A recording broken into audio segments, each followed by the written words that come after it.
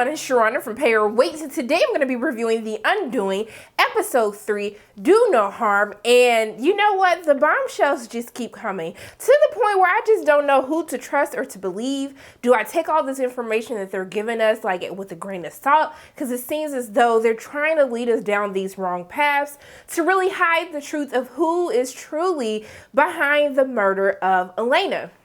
So in this week's episode, we pick immediately up where we left off from last week's episode, where we see that Jonathan was hiding out at the beach house the entire time. He confronts Grace, and Henry tells her that he didn't do this, but we see that at the end of the episode, she ends up calling the police as he is embracing his son, and we basically pick up, the police are there. They have sent the NYPD helicopter in with Detective Mendoza and also to Detective O'Rourke. They come in order to take Jonathan and bring him, take him into custody. And so we see that as the detectives are questioning Grace, we see that Henry, ironically, as we see in the first episode when his dad is telling him, hey, you need to make sure that you're practicing your violin. We see as she is being questioned by the detectives that he ends up actually practicing his violin. I was like, Henry, I feel as though that this is a little bit too late, but I mean, do whatever you need to do to help you cope with the fact that your father is being sent to prison.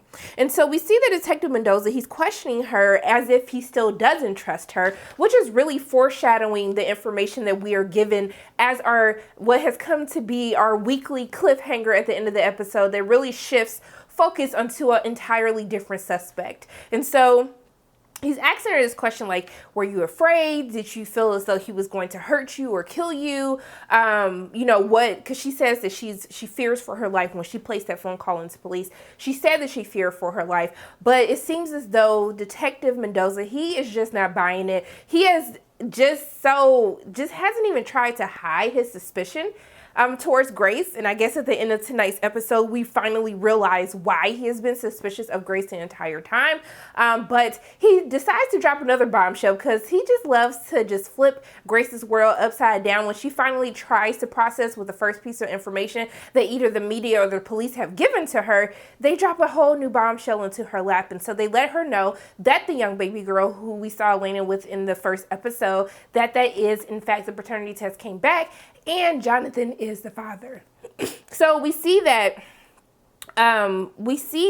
Jonathan has been taken into custody, right?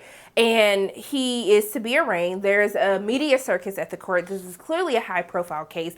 Jonathan fled. They were looking for him. He was a prime suspect.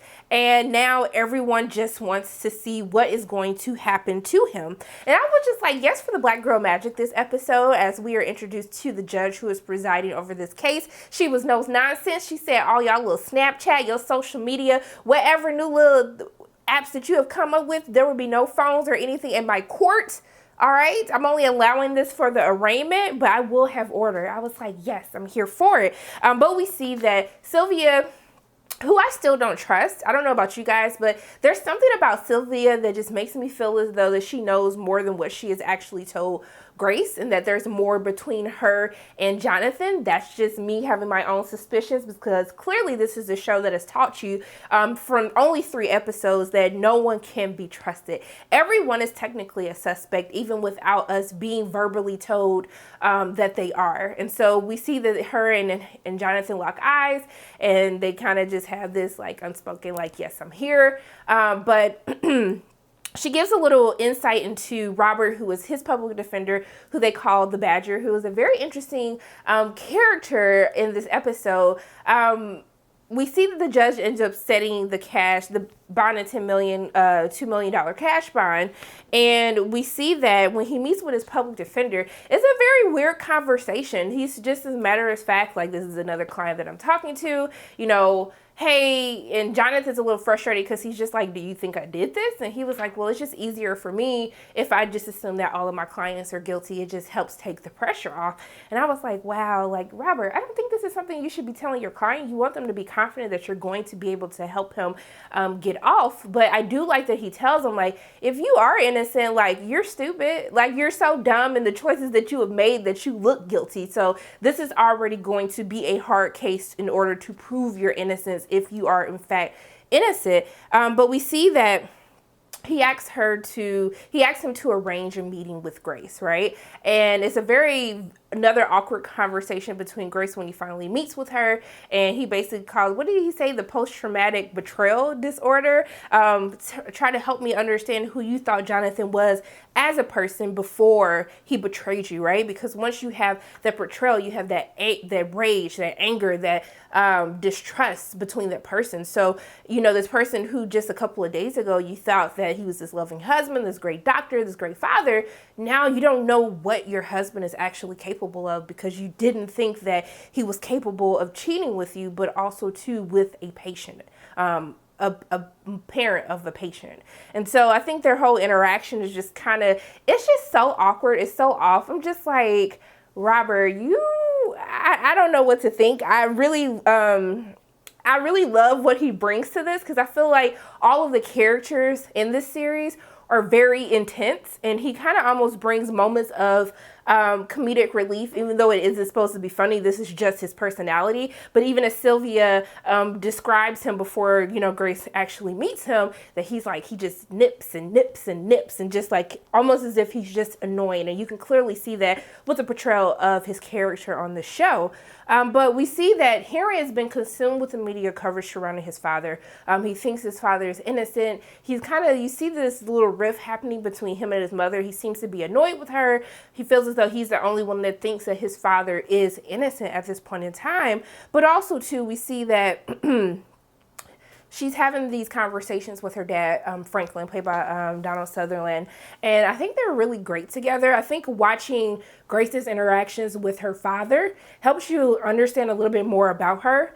And even as we're given in a little bit more detail, it's almost as if he has this coldness, Franklin, but he truly cares for his daughter, and he would do anything to protect her, which almost make me suspicious of him to a certain point in time, and I'll get into that a little bit later. But he asks her, like, hey, are you financially okay? At this point, Jonathan claimed he had a job. He hasn't had a job for 3 months. He hasn't had money coming in. He says, are you okay? And she says, he drained the financial accounts, but I'll be fine. Which Grace has always been trying to have this exterior that, hey, she's gonna be fine, she's gonna be strong, she's gonna do whatever it takes to get her and her son through this, but you can clearly tell that she's unraveling inside.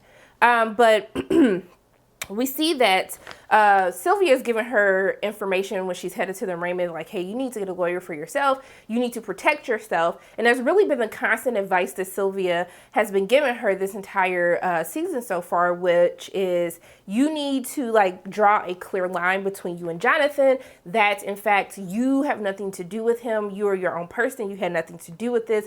And it seems that for some reason, Grace keeps holding on, and she's trying to use her son Henry as a reason as to why she doesn't fully want to believe it. But as we see from the end of the episode, we get a little bit more intel as to why also she might think that Jonathan may be innocent and might not actually be a killer as he's accused of. So when she meets with the attorney, she makes it clear, hey, I'm not going to vouch for him. I'm not here to take up for him. I'm not going to be like this woman that's going to stand by my husband to make sure that he gets through this. I'm just here for my son to see what you wanted. And basically Jonathan wants Henry to come and visit, not only visit him as of the conversation that we see, but first he wants Grace to come and visit him. And so they basically meet, and we see that they have a very interesting conversation. And I find it weird that one of the things that truly bothers me in this episode, which makes me highly suspicious of everyone, is with Jonathan's gaslighting, right? He's gaslighting her. He's been gaslighting her since the end of episode 2. Elena was crazy. She was mental. She just couldn't let things go. This is all her fault. I'm telling you, there's more to this woman than what you know. I know that I cheated, but I am not a killer. You have to believe me. It's this woman. She's crazy. She's capable of anything. And it's really just okay, Jonathan, you're so pressed on letting her know that he's you're innocent. You're not a murderer, but you still cheated on her. You still fathered another child. And as she's telling him all this, he just has this look yeah, what do you want me to do? Can I just see my son? I love you. I love Henry. And it's just sir, these crocodile tears that you're giving me, I was just no. But Hugh Grant, he truly plays his character it's like, you know, that he's an a-hole, but at the same time, like, you do believe that he's just stupid, that he thinks that he's above the law, that he couldn't get caught, and that he really isn't the one responsible for the murder, but like all of the cards line up against him, or so we think. But I love the interactions between Grace and Jonathan, with Hugh Grant and Nicole Kidman as they're interacting in these scenes with one another.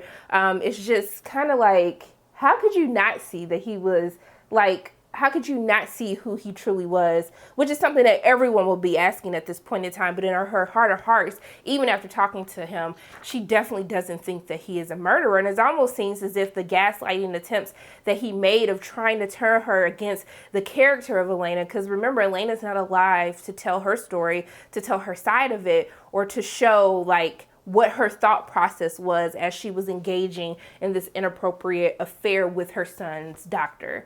But I guess everything tended to weigh on her after the conversation that Grace has with Jonathan. And then also, too, we saw Henry as being creepy as can be, sneaking up on his mother while she's sleeping, basically asking him, like, do you think that he killed her? Like, do you think that my dad is capable of this? So it seems that from the questioning from Henry and having this interaction with Jonathan, that now she has it in her mind, my husband is a cheater, but a murderer, I just can't believe that that is what he is. And so it goes into an interesting path after that. It's almost as if that Grace has taken up this, I'm going to defend Jonathan. I still don't necessarily 100% believe him, but my heart of hearts of the man who I used to know, the husband that I love, who I married, who I had a family with, I can't believe that this is actually going to be true. And so we see that she ends up meeting with Dr. Stewart, and they have an interesting conversation. He's like on the edge. He's like, I shouldn't be talking to you. I signed a non-disclosure agreement. Like, this is something I can lose my job over, having a conversation with you. And so he tells her that he's a narcissist and he has his God complex, and he needs people to believe in him, to see him as this savior, this doctor who saves their children's lives. But also, too, that he was not discreet about this affair whatsoever. Even after his colleagues tried to counsel him, please let this go, he kept going. He felt that he was above the law, that nothing would necessarily happen to him. And so it's interesting because she starts defending Jonathan like he's not a murderer. You know, the lady was crazy. She said she was unhinged. She's like believing the gaslighting that Jonathan projected onto her. She is now destroying Elena's character, which is ironic because when her first couple of interactions with her, she felt sorry for her. She saw that there was something internally, a battle internally happening with Elena, and she wanted to help her. She wanted to take her under her wing. And now that has become, you know, it's either my child's husband or her, and she's not here to protect herself, so I'm going to help with the assassination of her character. And so we see that she ends up having a conversation with her dad. And so then she brings up about romance rescue syndrome and how Elena probably had this, and how she basically doesn't think that Jonathan did this, that she is fully is consumed by this, what I think is a lot. Well, Elena, I mean, yeah, kind of, sort of, but I'm not going to put that on her for why she's dead, or that she's the only one responsible for the situation that Jonathan has found himself in. And so her dad is looking at her crazy like, girl, what are you talking about? Like, I can't even believe that you're sitting here believing the things that Jonathan has told you. And he tells her about how he gave Jonathan $500,000 because Jonathan came to him and said that, hey, you know, financially, we're not doing too good, and I feel as though I'm going to have to pull Henry out of the school. And so he asked him for $500,000, and he was just like, okay, here. And I'm just like, this is when I started to lose trust in Franklin, because Franklin seems like a very calculated man, that he's the type of person that truly knows your situation before you even tell him. And especially if that's his daughter, I just don't see how he would not know how much money they had, or that he would necessarily believe Jonathan. Like, I felt like he sold the lie to Grace because it makes sense. Grace is this private person. She doesn't really want to let people in, even her own father. But I just can't believe that Franklin really took Jonathan's word as is at face value and didn't do a little bit more digging or research into the entire thing. That's where I just kind of felt like, I don't know how I feel about this, but I'm going to just go ahead and ride with it. But is interesting because we see that Elena and Elena's husband and Grace, they kind of have this close encounter, but Grace doesn't realize him, but he sees her and keeps his head down. He goes forward. Grace is waiting for Sylvia to bring Henry to her because she's not allowed on the premises of the school. And so we then see that she ends up asking her dad to help her get an attorney for him, for Jonathan. And she meets with Haley Fitzgerald, and this is our second instance of the Black Girl Magic. I was like, hey, Haley, she looks like she's this very powerful defense attorney. And I like how she mentions, like, a lot of people come to me thinking that I can undo what has happened to them. Like, if I get your husband off, if I'm able to get your husband off, that you will be this happy family, that all these other things that have transpired, that it would have never happened, and that's not who I am. My job is to make sure that the state that cannot provide the burden as to why he's not guilty. That's what I'm supposed to just prove, that he isn't guilty. So I'm not here to fix anything else for you. I'm just letting you know what it is up front. But I was like, you know what, Haley, I would endorse you. I would give you my money. You make me feel like you really can do something. So I'm interested to see how the whole relationship between Haley and Grace, like how that goes. And really that first interaction that Haley has with Jonathan when she meets him. I'm interested to see how that's going to play out. But we see Detective Mendoza has he goes and talks to Grace's father, Franklin. And basically he's telling him, like, I think that your daughter has something to do with this. I think that she's an accomplice. I think that there's something that she's hiding from us. And the whole interaction with the police in this entire series just seems to be so... It's just like highly dramatic, and the looks that Mendoza gives her, like in this whole series so far, it almost feels as though real detectives necessarily wouldn't have laid all their cards out like this. Like, they wouldn't have approached Grace's dad and been like, hey, we don't trust her. We think she's an accomplice. Like, he's basically giving him his case. And it just seems a little bit off to me. But I love Donner Sutherland. He was just like, hey, if you want to hear what I have to think, but I know my daughter has nothing to do with this, you can go ahead and give me a search warrant if you want to hear my opinions on this, okay? Because I'm not going to give it to you just willingly. But I can't wait to see them go back and forth. I do like Edgar Ramirez, Detective Daddy, and what he brings to this role. I think it's just a little weird how him and Detective O'Rourke, how they go about their case. I wish we could see them learning more information, or as they're working this case, like maybe interviewing people or getting some of this evidence that we see at the end of each week's episode. It just seems weird to have all of this evidence and you've only been focused on one person and haven't arrested the other. It just seems a little bit off to me, if that makes any sense. But we see that Fernando, Elena's husband, rolls up on her, because I was just like, sir, how are you stalking her with this bright pink stroller with this baby? Who are you? Like, I'm just confused. Like, who are you really sneaking up on? I was just like, sir, we have to rethink this. The baby can't go to daycare. Like, just do this by yourself. I was just really confused. And so basically he tries to run her off the sidewalk with the stroller. I was just like, sir, if the baby is in the stroller, what are we doing? And so he confronts her because he's just like, hey, you're asking all these questions about my wife, and who else would know better than my wife than me? And so it's almost as if she was like, are you trying to intimidate me? He's just like, you're trying to paint my wife like she's crazy, but your husband killed my wife and he was having an affair with him. Almost as if he's just as shocked as everyone else watching this, that you're really sitting here defending him and really trying to tarnish my wife's name to make sure that your husband can go free. And so when Grace asked, was Elena sleeping with other people, I was just like, wow, I couldn't believe this. But man, I was just like, the boldness of her. But I guess he rolled up on her in the first place. So I don't know what the heck is going to happen.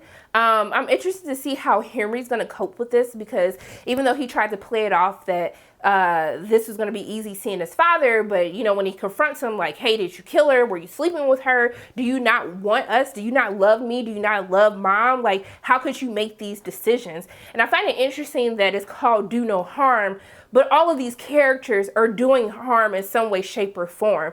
As Franklin says to Grace, like, if I would have just come to you when he asked me about the money, like, maybe Elena wouldn't have been dead. Maybe you would have known before all of this snowballed into something bigger, right? Or, how Jonathan's actions has affected his son as Grace told him when she first went to go see him. And also too, with Grace trying to search down these answers, bringing Fernando into this, do no harm, but you're doing harm to my dead wife's character at this point. I just find it interesting that that's how the title of the episode and how all these characters are doing harm to someone in some way, shape, or form.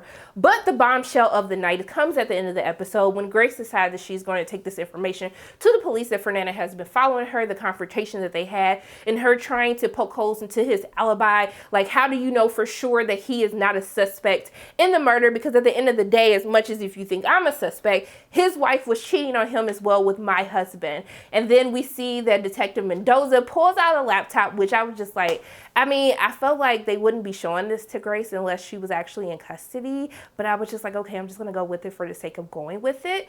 But he shows her that they found surveillance, as she's asking, is there surveillance? Did you see anyone else there? And they say that they have surveillance of Grace actually being outside of the crime scene that night. And so Grace has this shook look on her face. Mendoza looking like, girl, I know you lying. I've been knew you that you were lying this entire time. And now I don't know what the heck to think at this point. I think it wouldn't be far-fetched if Grace had something to do with this, if she found out about the deceit from her about her husband and, you know, plan to frame him, or I don't know. I feel like it's too obvious when they're showing us these things, how they made it so obvious that Jonathan's lies that made him number one suspect of this case. I think that it's too easy for them to really give us this information and really implicate Grace into it. I just feel like it could be just a horrible coincidence, but I still feel as though that there is more to this story, more to be told. But I do wish that we could see a little bit more of the detectives' investigative work, of them kind of researching this case, talking to different people. We really only see them questioning Grace or someone connected to her. So I don't know what to think. Overall, I still enjoyed the episode. I do hope that in some way, shape, or form they can work Elena's side of the story into this, because it feels very one-sided. We have to learn all these things from these people that we still don't really know well yet. We know that they're capable of lies and deceit and hurt and rage, but we really don't know anything about our characters. The first glimpse that we got into who they are as people is when we see Grace and Franklin playing the piano together, when she talks about how she makes her think of her mother. But yeah, I'm still on this train. I'm ready to find out more. I don't know who the heck we're going to implicate next week, but I'm sure they're going to find a way to unravel the fact that Grace can so blatantly be a suspect. But those are my thoughts on The Undoing, episode 3, Do No Harm. As always, my name is Sharona from Pay Your Weights, and if you like what you saw today, make sure you hit the like button, hit subscribe, share this video with your friends, and make sure you hit the notification bell. And I love you guys 3000. And until I see you again,